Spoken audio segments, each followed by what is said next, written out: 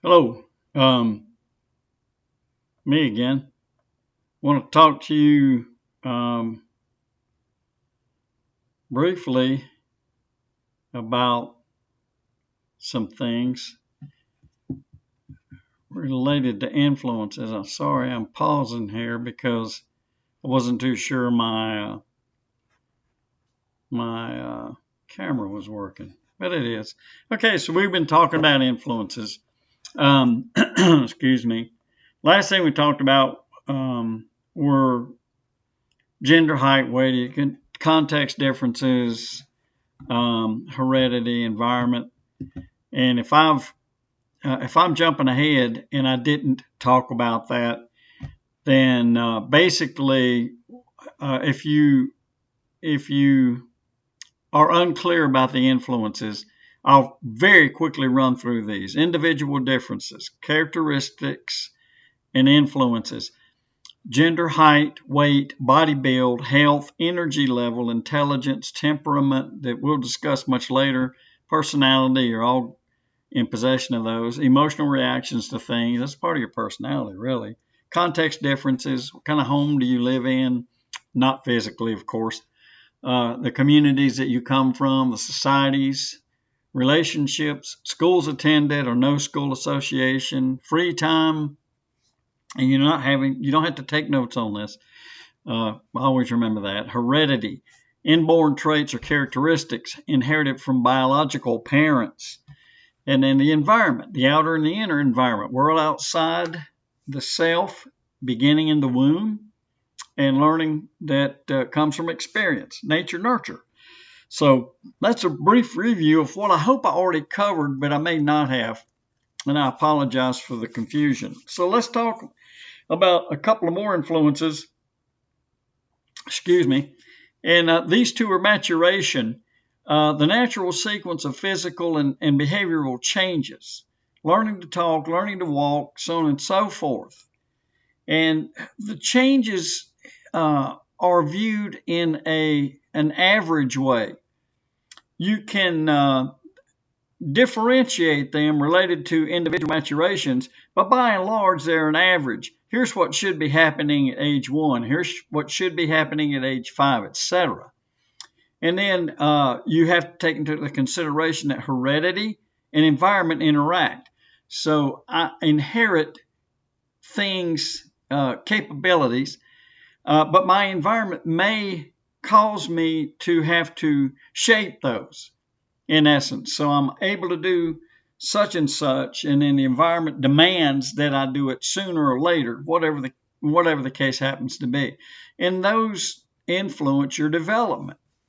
So it's a major interaction. If you make that mental note about it, it's a major interaction. So let's move from that and begin to talk about these contexts, the context of development. I named off a lot of things here already. Now I want to kind of break some of these down. So let's begin with where it all begins, in the nuclear family. That may not be a term you're familiar with. I would think you would be, but what do we mean when we say nuclear family? Close family, mommy, daddy, kids, or whoever else may be related, living in the home. Grandma, grandpa in some societies. Some societies keep a large family unit, a large nuclear family. America, we have mommy, daddy, kids. Sometimes it's mommy, kids, or daddy, kids. That's the nuclear family. So, and it's called two-generational kinship, by the way. So the accepted explanation, since we deal a lot, sometimes unfortunately, with just Western society, is a nuclear family meaning two-generational kinship, mom, dad, kids, the end.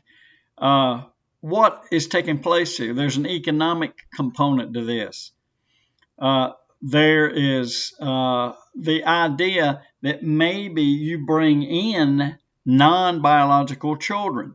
So a nuclear family then takes on a new meaning, because what I've talked about so far is kinship.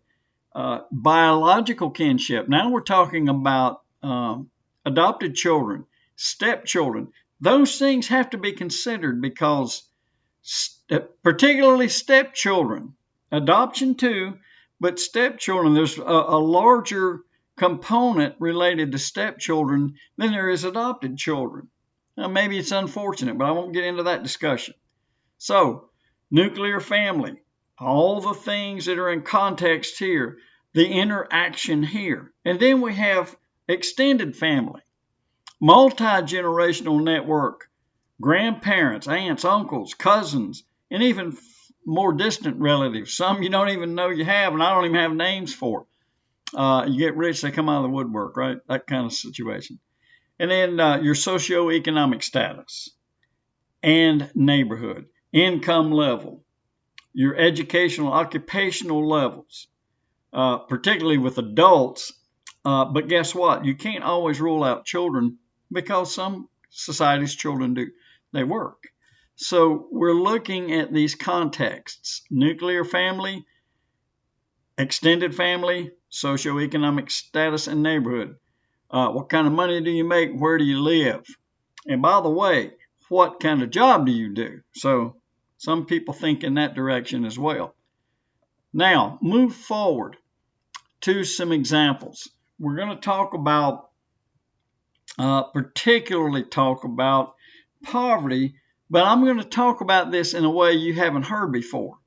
If you have, I'm going to be kind of surprised. So this is just an illustration of how this interaction may work. And the example we're going to use is poverty. Why? Because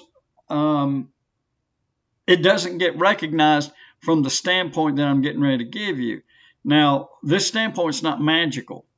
This is not new. This is stuff that you don't see on the news channels every day unless they're making some big story out of something. This is everyday stuff.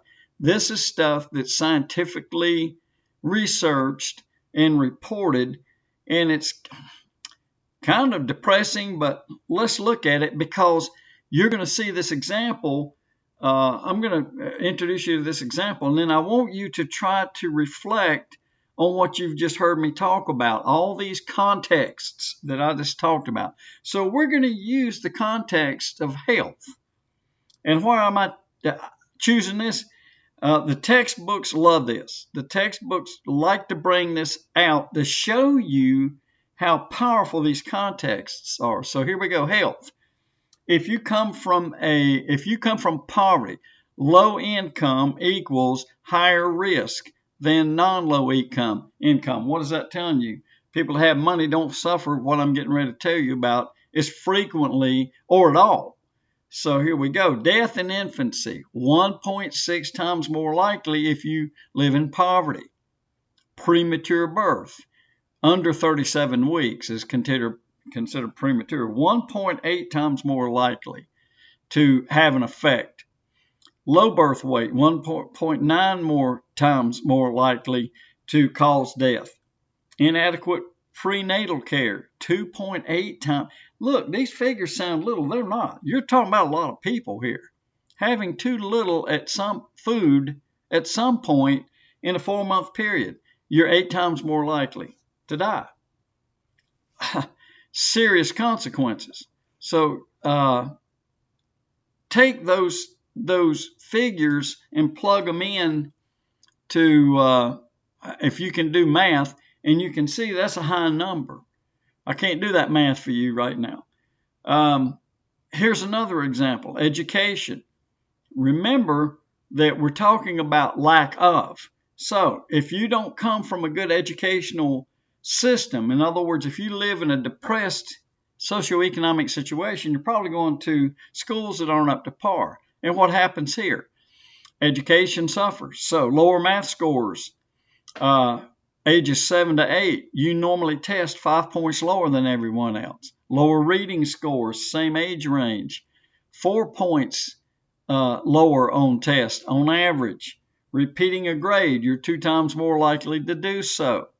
Being expelled from school, 3 to 4 times more likely. Why? Because you're potentially coming from a background where discipline is kind of like either non-existent or you don't have time for it.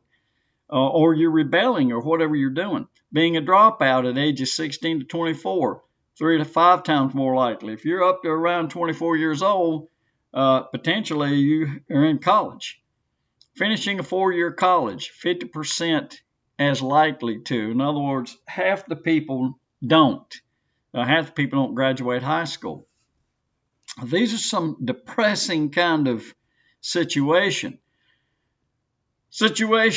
that may or may not be alleviated by a higher socioeconomic standing, but they most likely would be.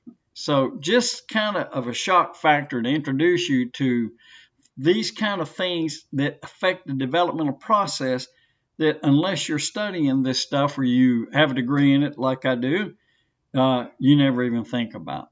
I'll pick back up with this in the next lecture. We're going to talk about risk factors, including a comparison of poverty and so on and so forth with affluence and some other things that kind of fit into what we just finished talking about. So away we go. Take care.